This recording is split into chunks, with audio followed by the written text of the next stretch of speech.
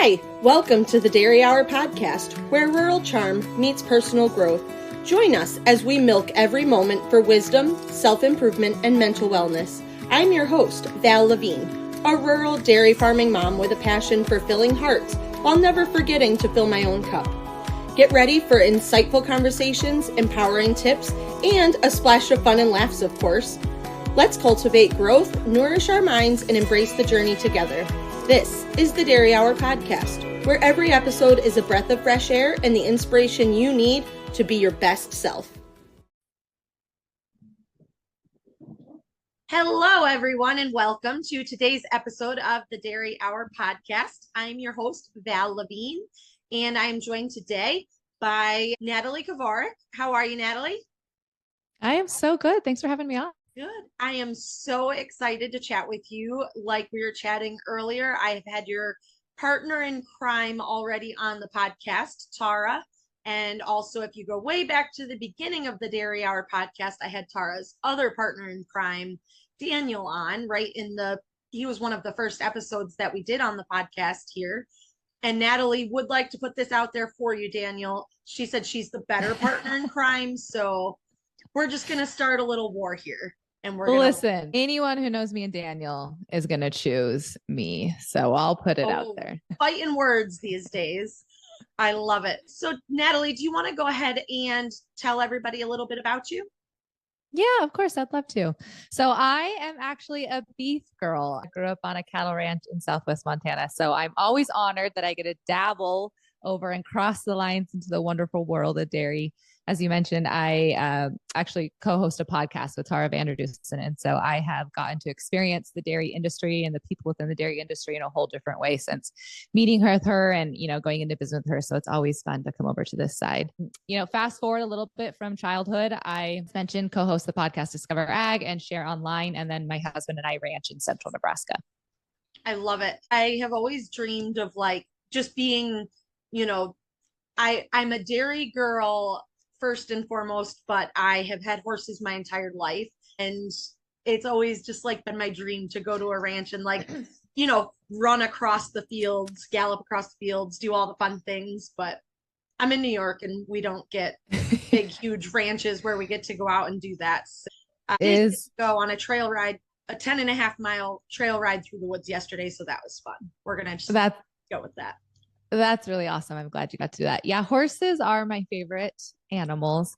And I always joke that I'm a fair weather rancher for that exact reason, because it is much more fun, to ranch in the summer when you're out on horseback, in the saddle, out at pasture, checking cattle, moving cattle, than it is in the winter. So I definitely lament with you and relate to loving horses very much so.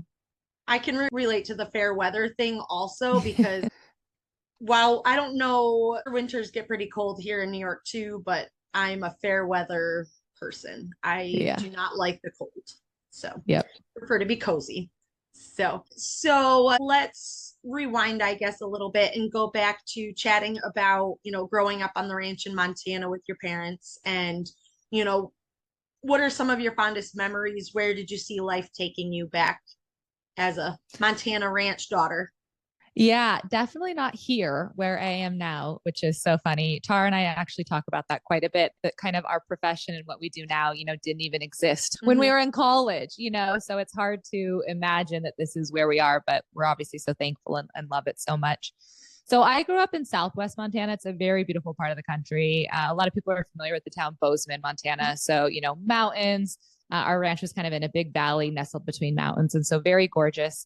I grew up on a seed stock or a registered operation. So we actually grew, raised cattle for genetics instead of, not like your cow calf entering the beef supply chain. And I had a wonderful childhood. I have 3 older sisters and, we all worked on the ranch and were involved on the ranch, but my parents let us be children too. We were very involved in sports and did things with our friends. And so we kind of had a very nice balance where the ranch wasn't our entire identity or our entire life, but, we were still ranch kids at heart and we spent a lot of time, obviously working on it. I always say my parents gave us the gift of choice. They wanted to make sure that if us daughters came back to the ranch, it was out of, wanting and not obligation or duty. And so they encouraged all of us to go get degrees outside of agriculture. And so that's kind of why I joke, I never imagined my life kind of where I am, because I did venture off and get a pharmacy degree and just never would have pictured the moment I'm in now.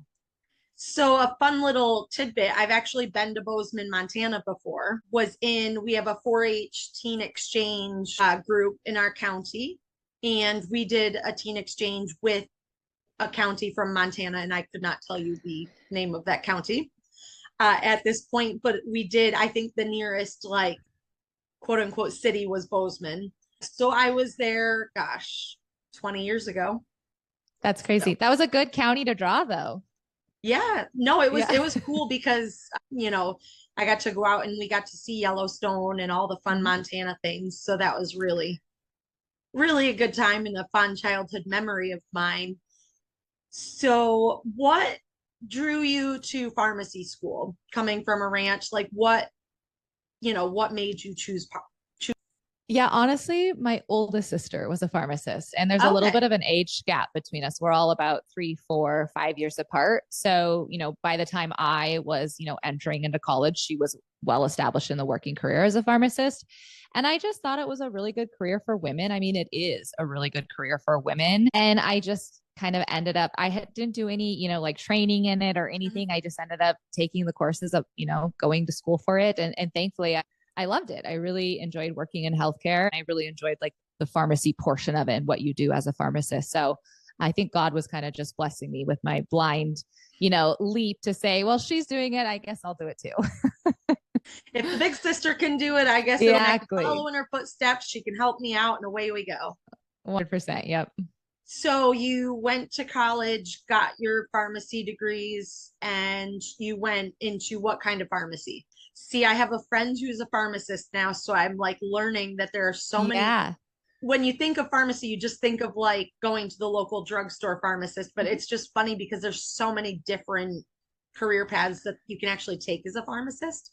So what kind of things did you do? That's so cool that you are kind of familiar with it. Yep. So I did a little bit because I actually moved around to a couple different cities when I graduated, working my way back home to live near the ranch. So I've practiced in a hospital and done, clinical pharmacy. I've actually practiced in a small clinic as well and worked as a pharmacist there. And then I've done kind of what most people associate with, like you said, kind of your big, in college, I worked at Walgreens. So I've done like big chain, outpatient pharmacy. And then actually my first job when I graduated was a small independent, outpatient pharmacy. So I've kind of done actually the whole gamut. I mean, there's obviously lots of, other positions, more specialized positions a pharmacist can do. I definitely tested the waters and got a lot of different exposure to, different roles as a pharmacist. Good. So I guess that brings us to, how did you bridge the gap to how you got to Nebraska from Montana? Yeah, it was all my husband's fault, all his doing. I always joke that people never understand how they got me to leave Montana to come to Nebraska in the first place. But he was actually up at our family bull sale looking, to buy some bulls to bring back for his herd. And so he was looking for bulls and a wife all at the same shopping center. Yeah, I know. What a stop, right? I'm sure a lot of men tuning in are like, I need a one-stop stop like that where I can get my bulls and a future wife. But yeah, it's how we met at our family, the after party. We actually have a big kind of celebration. We rent out one of the local restaurants and everyone who comes, for the sale gets to come hang out afterwards if they want to. And so we connected there. And then, we ended up dating long distance. And then when we got married is when I kind of relocated to Nebraska and kind of everything I say kind of, got turned on its head or, in some aspects came full circle essentially. I'm not going to go back to the ranch. I'm going to be a pharmacist, but then I'm going to marry a rancher and end up on a ranch. So funny. Being a pharmacist. Yes, it is so funny. I think out of actually all my mom and dad's daughters, if you were to ask them, which daughter would marry a rancher, I don't know if they would have picked me. I might have been their last pick. So it is actually quite funny that I am the one that ended up, marrying the rancher and moving to a whole nother state, to be on his ranch and help grow and expand that. It's always the unexpected one, you're like the wild card in there or in there. So are your other siblings, are they on the home ranch or any of them on your parents' ranch? So my oldest sister isn't. She ended up staying in pharmacy and continues to practice that. So she actually lives in Bozeman. So our ranch is about 40 minutes from Bozeman, so not very far at all. She's definitely very involved, on the ranch, spends a lot of time out there. And then my two sisters right above me, the two middle, are actually on the ranch with their spouses. Yep. Very cool. So has the ranch expanded over the years to basically support those siblings coming home, or was it already there to begin with? Yep. Nope. They haven't actually expanded much. They've kind of just refined and continued to do what we do with our genetics and stuff. And actually, I'd say the last 5 years, one of my sisters actually worked part-time off the ranch with one of the degrees she got. Another sister, this is kind of getting into the weeds, but her spouse actually doesn't work on the ranch. He's a builder. And so she still kind of has, roles in a business with him too. So everyone has their part and everyone has their place, and that's really great. Yep. So you up and left Montana, married your rancher from Nebraska, and did you get right involved because that would be his family's ranch, correct? Actually, we're a first generation operation. First generation operation. So he had started that before you guys were together. Yes, correct. He came back after graduate school. So his dad was an only child. And so his dad obviously inherited the house and a little bit of acreage around where we live, where the home base, I say, of our ranch is. My husband and I live in his grandparents' house. Okay. But it wasn't, his dad through his mother's side. So Luke's my husband. Through his mother's side, he's technically fifth generation. So he grew up around ranching, his entire life. And he's one of those people I'm jealous of. They just knew what they wanted to do when they were little. And for him, it was cows. It was always cows. It was never a question of anything else.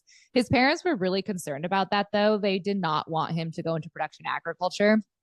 And so it took him a little bit of, finding himself and courage in college to switch into, I'm going to do animal science and I'm going to come back and, start the ranch. And so he came back. And like I said, there was that little bit of acreage, and his dad had maintained like a very small herd just off, kind of on the side of his career. But Luke essentially came back and kind of started Kovarik Cattle Company and started our cow calf herd and, build our infrastructure and created infrastructure for our operation.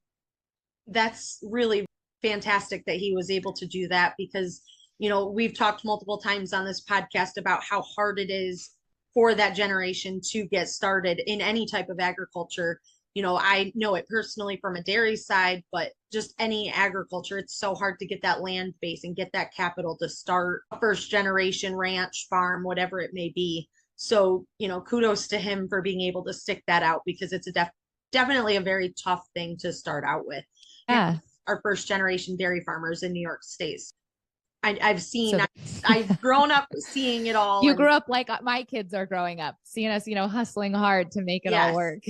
Percent. And, some days when you're looking and you're like, man, I wish we had this. I wish we had this. But it's so important to look back on where you started and be like, well, while we wish we have this, look at where we came from and look what we have now. And that's so important to be able to look back and appreciate those things that you've accomplished over your time doing it. Yeah, I'm so glad you mentioned that. Actually, when I go back to visit my family ranch, I feel that a little bit. Gosh, it's so, meticulous here and beautiful, and everything is, you can just tell it's a well-established ranch that's been running, for a long time.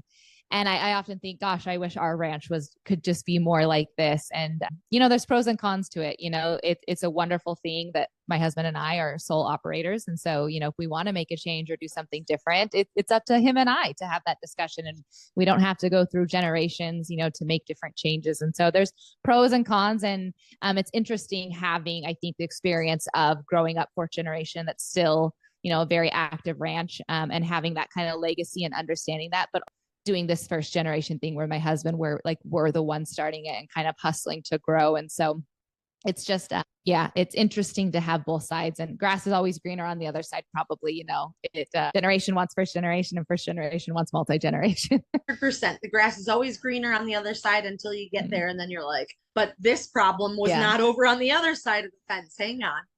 Well, what size operation are you guys currently today?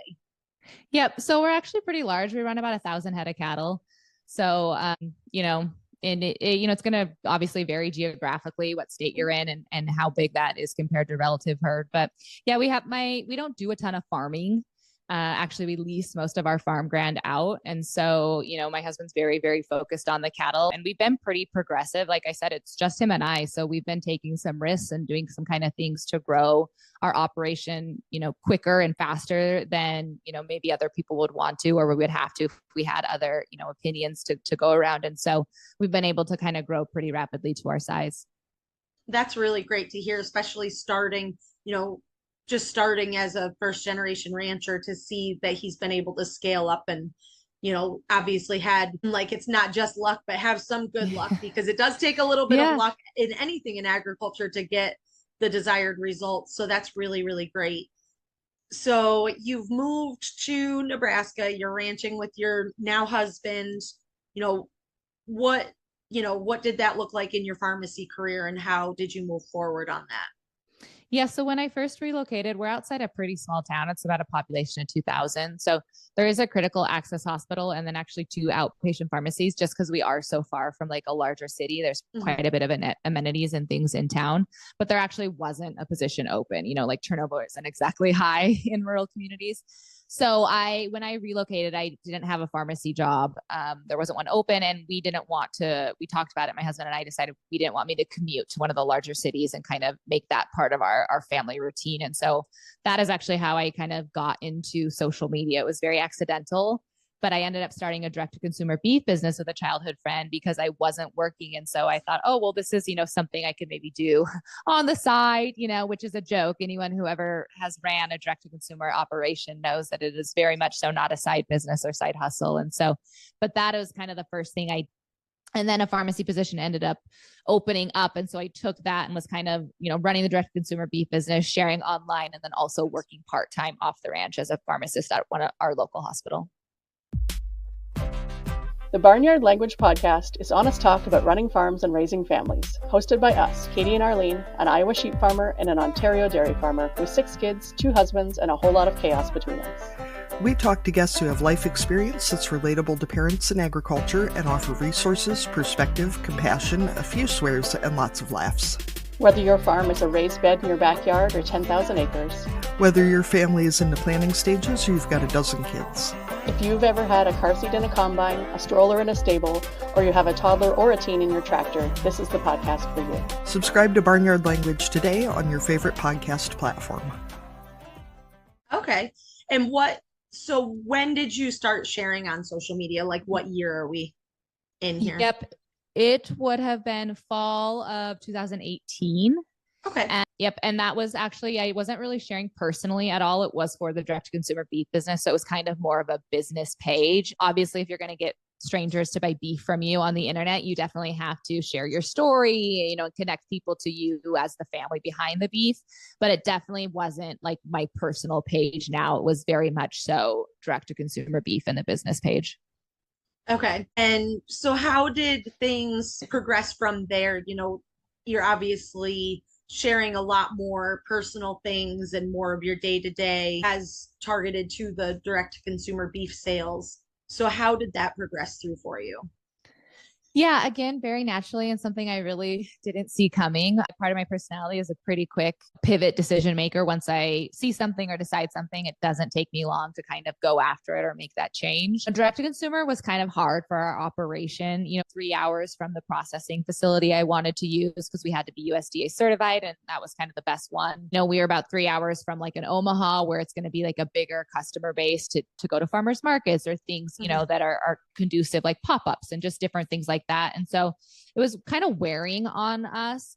But at the same time, I knew I had seen the power of social media, and also something that I kind of feel silly saying now, but I didn't realize people were so disconnected from, ranching and farming. When you grow up and it's all, and your friends do it, and your family do it, and your neighbors do it, you kind of just assume everyone did it, and I went to they weren't like, super ag schools, but I went to Washington State and stayed in Montana. So, definitely like more familiar with, rural living and life. And so I just never was really exposed, I guess, to that like ultimate juxtaposition of like major urban who have like a disconnect.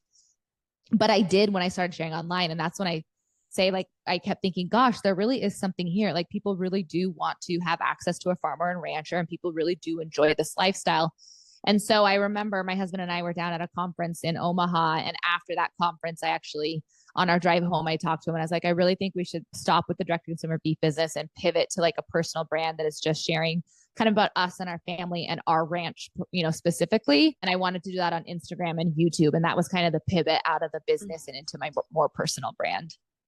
Okay. And so, I mean, I kind of already know the story, but then how did you you grew enough on social media and doing other things like that you actually left your pharmacy career behind? Yep. Yes. And my husband did not want me to do that. He was very, very apprehensive about it. We had a nice off the ranch income that I think worried him a little bit to lose. I was always working part-time, so it's not like we had benefits to consider, which I think would have also been a very important part of the conversation. But really, we were just kind of looking at that salary. Yeah. And I just, was naive enough or stubborn enough to think that I could replace it with anything I would do online. And so I remember I came to him in the fall and I said, I think, I just couldn't manage it anymore. There was a lot going on. And I just felt like if I was going to go anywhere substantial online and do anything worthwhile or make a larger income, I needed more time. And so I remember going to him and saying, I really would like to step away from pharmacy and just see what I can do online. And if it doesn't work out, I can always go back to pharmacy, but if it does, I would really like to explore what this would look like for our family. And he was kind of, a little hesitant. And he said, okay, well, why don't we give it till the end of the year? So at that time it would have been like 3 more months and we can kind of see where our financials are at for the end of the year. And then you can kind of maybe see if it's something you still want to do. And then maybe you could talk to your boss and kind of put in a couple months notice. And maybe by next spring, we can explore what this would look like. 2 weeks later, I called him from the pharmacy and said, so I quit today, in true Luke fashion. That's my husband's name. He just kind of took it and rolled with it. He's always been very, very supportive of anything I've wanted to do, but I just took the leap of faith. I just really knew that I couldn't do anything if I didn't go all in on it. And I just needed more time to be able to do that.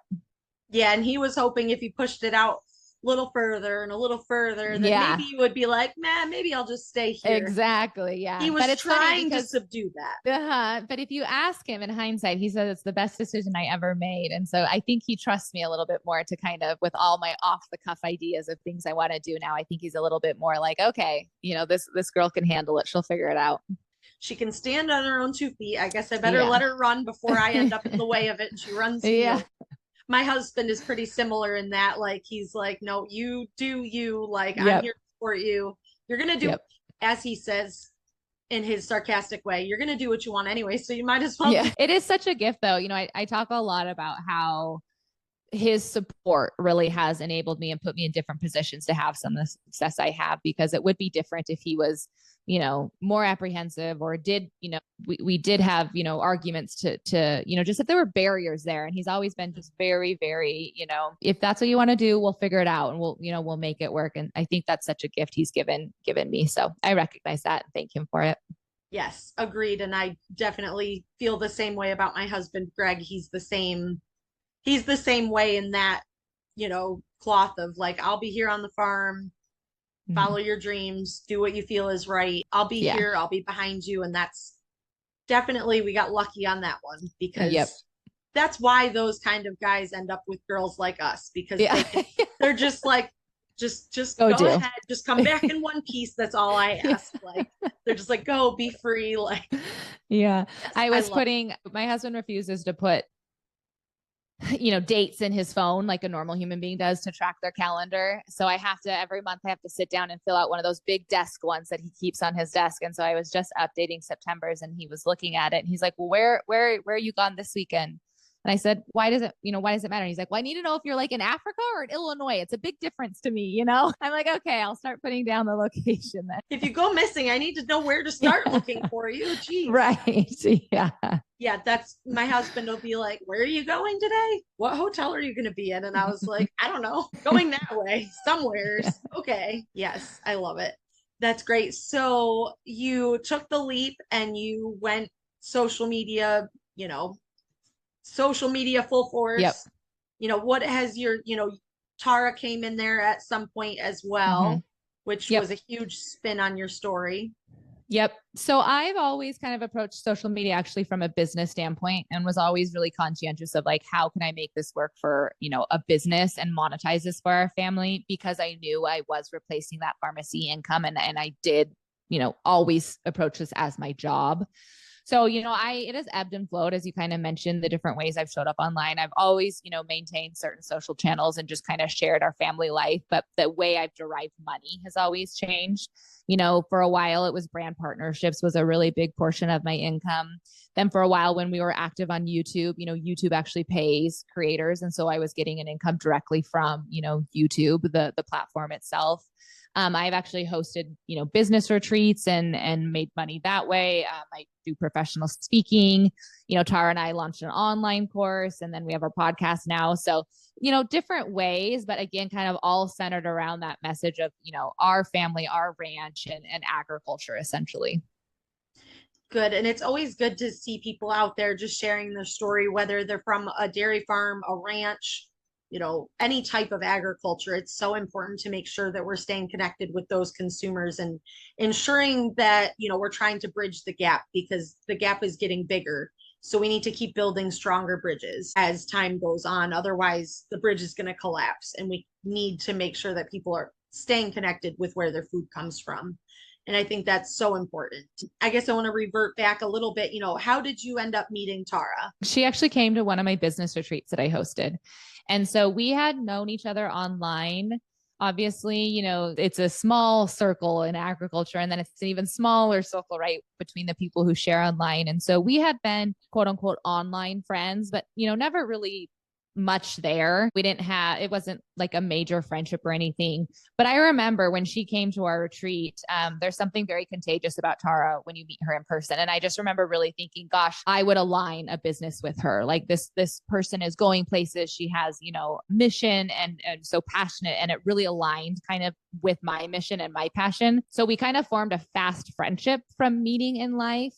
And then it was actually very serendipitous and accidental, but the way we started our first business together was our online course we started. And that was through a kind of a bunch of different things that happened on the back end. And I wasn't supposed to be a part of it. And then I ended up being a part of it. And it was definitely like the pivotal takeoff, for everything else to come for her and I.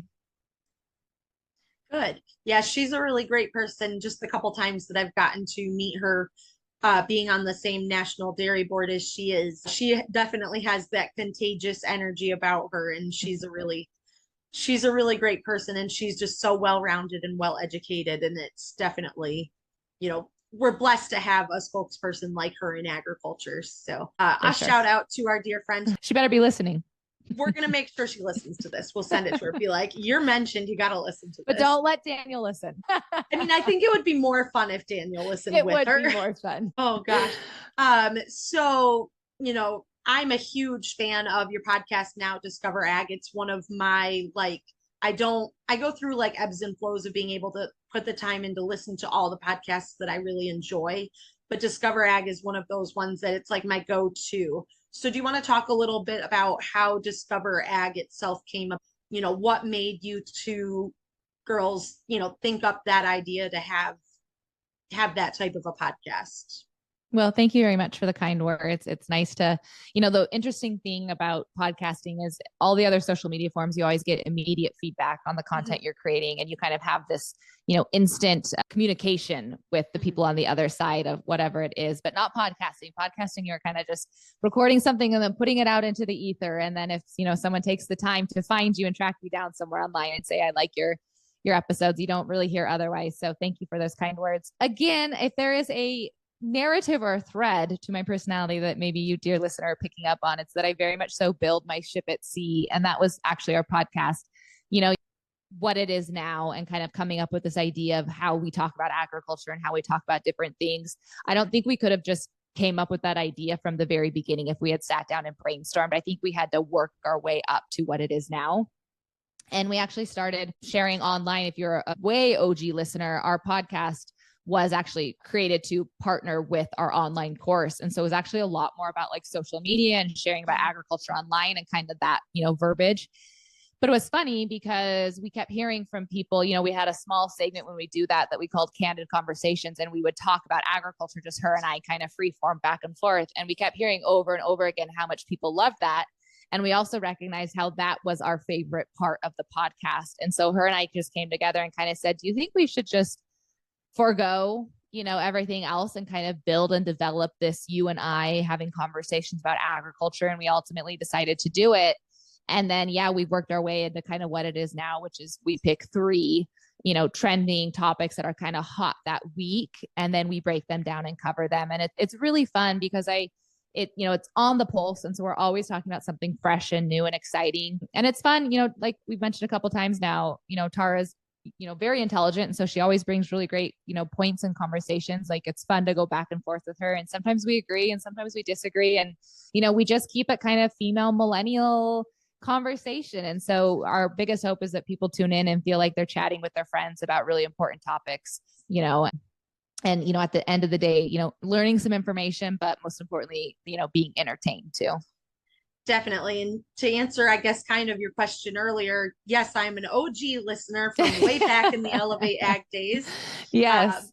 It might have actually been the first podcast that I ever listened to. Wow. So there's that. And I've done a lot of podcast listening since then, but it has been really, fantastic to follow both of your journeys through this. And, it really does make us feel, listeners, discos, if you will. Yes. It makes us feel as if we're part of the conversation, and you both have a very great talent for how you include the listeners and how you engage with each other is really fantastic. So kudos to you girls on that. You're out there doing big things and I love it.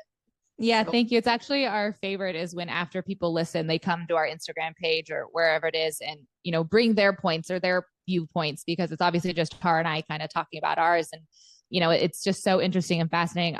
Agriculture is so, the width of it is so deep. And there's just so many places that things are different and so many different perspectives to consider. And so I love when people come in afterwards and we can kind of take what we talk about on Thursday and make it this whole bigger conversation online too. Yeah, definitely. It's really great to be able to, encourage your listeners to participate in other ways than just listening to the podcast. So that's really great. Yeah. And I know that you're also going through some more changes in your household, and you will be sending your oldest off to college soon. Yes. Yes. Less than a month. He's going to venture down to Oklahoma State. So I'm not sure if we have any cowboys tuning in, but if so, you're getting one rowdy cowboy coming down from Nebraska. So beware. But very excited. But yes, big change for our family. Excellent. And what did Ted decide to? Yep. So he's still a little bit undecided. He will obviously want to do something in agriculture. He's not going, for like dentistry or, medicine or something, he's not going to pharmacy school. No, he is not. So he knows, production or agriculture is a big part of his life. I think he's trying to figure out if that means production agriculture, if that means something else where he is involved in agriculture, in a different way. We picked agriculture engineering, which I think would actually suit his personality really well. But we'll see. He'll find his way when he gets down there. And, I think he's a little nervous. And so I said, just take some classes and you'll figure out what you're drawn to and what you're not drawn to. And, by the time you graduate, we'll have figured it out for you. So. Awesome. And how do you feel about this all as a mom? Tad, that's my teenager's name. Even from a ripe young age, as a little boy, he's always been, very confident. I can remember dropping him off at like church camp or different events and he'd just wave and say goodbye. He's never been one, to need me close or to have that kind of, I guess, desire. I knew that when it came time for him to go to college, he would want to spread his wings and fly somewhere. And so I'm actually just very grateful that it is only 7 hours away, because Tad could have ended up, across the entire country, where it was like a plane ride to see him. But now we can kind of hop in the car and just drive down to see him. And I will say Oklahoma State, their campus is absolutely beautiful. It's gorgeous. And I feel really comfortable. I've actually had so many people, when we kind of shared the news that Tad was going down there, reach out and share how much they loved, going there and how much they love the community and how good the community is. And so my mother heart is kind of settling in and feeling pretty good about it, actually. That's wonderful. excited to follow the adventures. And I'm sure you'll keep everybody updated on how he's doing. Absolutely. And I kind of want to jump back a little bit and focus more on, you leaving your pharmacy career to pursue your entrepreneurial dreams. There we go with the pronunciations today. It's a hard word. It's a hard word. Kind of challenges, what gave you the courage to do it? There was this trending sound for a while that was like, I was just born with the gene that says, well, how hard can it be? And I think that, looking back has always been a little bit part of my personality. I might have developed it from having 3 very strong, opinionated, older sisters where I really had to probably stand my ground and carve out, my place in the family. And so I think it's been kind of natural for me to, maybe not fear failure or fear, be afraid to try something or do something. I think I just from a young age had to learn to stand on my own 2 feet and what that looked like for me. But yeah, that doesn't mean that choice came easily. I also think, a part of that, well, I'll just figure it out. How hard can it be? Mentality is also a little bit of naivety pairs with it, right? I don't think I think about maybe some of the situations or problems that would arise that other people kind of work through. Mm-hmm. And so I think that played a little bit of a role for me. And then I think, confidence is just a muscle, right? So once you prove to yourself, oh, I can do that in little ways, you just become more and more confident. And so I think unintentionally throughout my life, by taking risks and trying things that are different and not being afraid to do certain things, I developed kind of my confidence muscle. So I think when it came time to make that big decision, quit pharmacy and share online, be an influencer, all those played roles. I think it was, I was confident enough myself to do it. I probably didn't think about the things that could go wrong for my family if I didn't do it, and then I also just thought, well, like they're sharing online, why can't I, and I think it was just this perfect meld of like, I think I'm going to do it. And then I did it. I tend to have that personality and mentality as well. Like I'll wake up one day and be like, I think I'm going to do this. And then I just jump into it. And I say to Greg, I'm going to do this. And he's like, do you know how to do that? Well, no, but that's how you figure things out. Like you just do it. Yeah. And he's like, shouldn't you put some research into this? Nope. Just go figure it out. I remember a long time ago, I was listening to a podcast by Marie Forleo. I don't know if anyone who's listening is familiar with her, but she's pretty big in, kind of like the motivational space. And she coined, and I probably even trademarked a phrase, but it was everything is figure outable.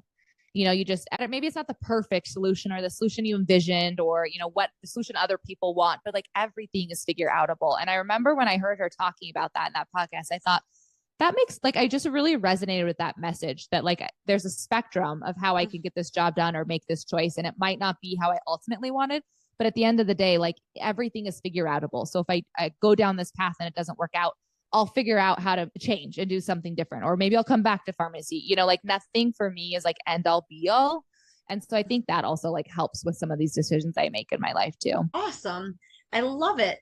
I really enjoy getting to this section of the podcast where I get to do a little bit of rapid fire questions with you to get to know a little bit more about you.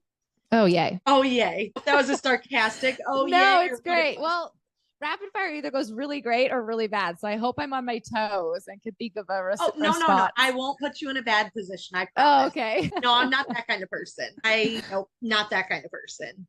If you could meet any historical figure, who would it be and why? Well, he's actually living, and I guess I don't know if I'd say he's historical, but I would love to meet Mike Rowe. So I always put that out to the universe that if I could meet anyone right now, I would love to meet Mike Rowe. He is a solid choice because he's fantastic. Yes. I'm team Mike Rowe like you are. So you're good. Yeah. So I know we need to convince him to like, I don't ever get political on here. We need to convince him for like president or something. Yes. Oh, 100. Dear Mike Rowe, save us all, please. What's your favorite ice cream flavor? Keto, probably. I'm pretty I'm kind of like a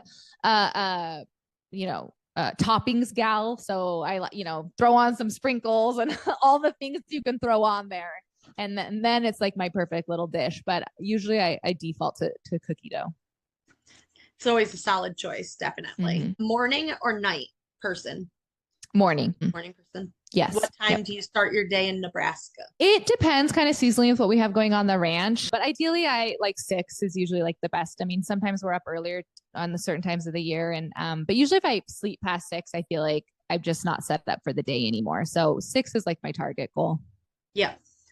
This is a tricky one. I think maybe not. What is the best gift that you've ever received? This is a tricky one. I mean, besides the gift of your husband going to the bull sale, Yeah, the gift of my husband. He would like that answer. I don't know. Gift giving isn't like a huge part of my love language. I don't know if you are familiar with like the 5 love languages, but It is actually my very last one. So I'm probably totally forgetting some really great gifts I've received, but you know what you do? You say the greatest gift is my husband. And then you encourage him to listen to this episode and be like, here, honey, it's for you. Fun fact, my husband has never even listened to a Discover Ag podcast. So and he's been on one, hasn't he? Yes, he has. Yes. So he's very supportive in certain ways. And then when I'm like, hey, could you go get us a download? He's like, no. No, thank you. She's like, please just play it on your phone. You don't even have to listen to it while you're working. That's what I told him. I said, just put it on silent. Oh gosh. Your favorite ranch activity? Oh, riding horses. It's like just checking the herd or like moving the herd, or what's your favorite? Like, yeah, probably moving out at summer pasture. Our ranch is on the edge of the Nebraska Sandhills, which is a really, really beautiful part of our state. And so our summer pasture is just gorgeous, rolling, lush hills. And so it's always fun to kind of, move the cattle from pasture to pasture out there when we're rotationally grazing out there. Awesome. And let's see, what is your favorite holiday? It can be any holiday. It's funny, growing up on a ranch, Bull Sale Day is like a family holiday. I always say that it ranks right up there with Easter and Christmas. And so I have really, really fond memories in my childhood of, my cousins coming to the ranch and sale day. And I actually really vividly remember when my grandparents were still alive, we actually hosted the party the night before the sale instead of the after, like we do now. And everyone would gather at my grandparents' house. And I remember they had this big bar set up, and I just thought it was the neatest thing. And all these people were coming and going. And I remember, conversations and just kind of the people that were there. And that's always really stuck with me, is those bull sales when I was little. Those are always great memories, those specific things that you do as a family growing up, especially on a ranch or a farm. They're always really great memories. And I guess I have one more, because this is going to tie into my question left for you from a previous guest. You'll understand it in a minute. If you had to choose someone to play you in a movie about you, who would you pick? Oh my goodness. Oh gracious. Who would I pick? Apparently I am. Come on, Natalie. I know. I can't believe I can't think of a female actress that I'm a big fan of. I mean, I really like Blake Lively, but I don't think she would play me. So I don't, she's kind of blonde haired and not really looks like me. So I don't know who I would have play me. Well, geez, that's going to leave it. So that's going to leave it up to the family, and you'll see why in a second. I was going to say, you can have all of your listeners submit in who they think would best play me. That would be great. Who is going to and play then I'll Natalie know. Yeah. For future questions, when I get asked this again, I'll be fully prepared. Perfect. So this is a question that was left by a previous guest on the podcast, and they don't know who I'm going to ask this question to when they leave it. If it was your 90th birthday and your loved ones made a movie about your life for you as a gift, which of course, gifting is not your love language, but here we are. What do you hope is shown in it from your life? Like, what's those key moments that you're really hoping people remember in a movie for you? Yeah, I actually think about this quite a bit, not in this exact scenario, but I think a lot about what I want my boys to remember about me and how I live my life. And I always think in my mind that I hope they will remember how brave I was, and then be inspired by that bravery to bring it into their own lives and think back. We had kind of talked about building our first generation operation. And I always think, gosh, I got kind of pretty emotional because we hosted our first in-person bull sale at our ranch last year. We'd always done it kind of online before that. And the family I grew up in, I think we just hosted, like, if not our 60th, darn close, like 59th or 58th production annual sale. And I remember thinking, gosh, Luke and I might actually live long enough to see, our 50th production bull sale, if that continues on through our children and our grandchildren. And I thought, gosh, if that is the case, I hope I remember this year. I hope I remember this day, you know, of us converting our calving barn into a sale barn and everything we did to try and get this production sale up and going. And then I hope that my family remembers that too and thinks back to like the bravery that, you know, great grandma and grandpa had, you know, to make this change and start something new for our ranch and our legacy. And I think bravery is what I hope most is exuded by my life and how I live it. I love it. That's wonderful. That's a very good answer. We just have to figure out who the actress is going to be. Yeah, Tara would know. We're going to need to ask Tara. Yes, she'll have this. She'll have this all figured out.